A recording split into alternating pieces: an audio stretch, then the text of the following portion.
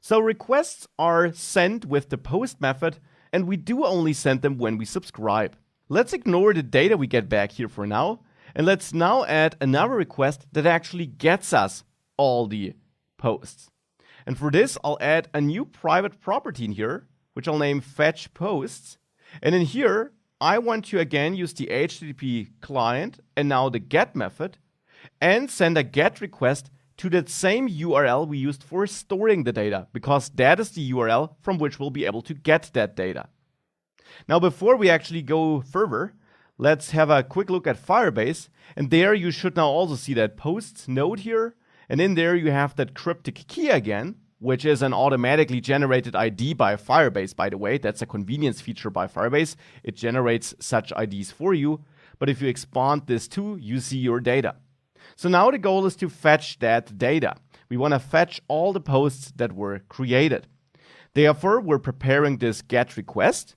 And now, since this is a GET request, this also needs no second argument, because GET requests have no request body, because, well, you're not sending any data. You're instead just requesting data.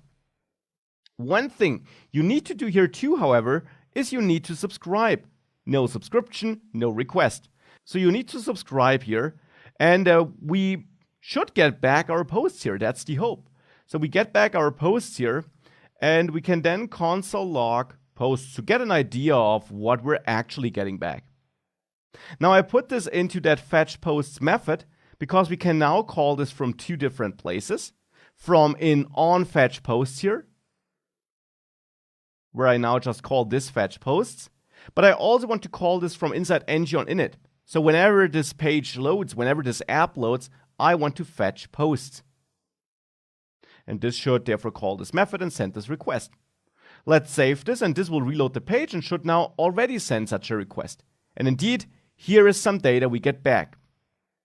And it looks like we're getting back a JavaScript object, which has one key value pair in our case, where the key is this cryptic key, this cryptic string, and the value of that is the original object we stored. So it's a nested object here. That is the data we originally sent to the back, and this is the data we are getting back.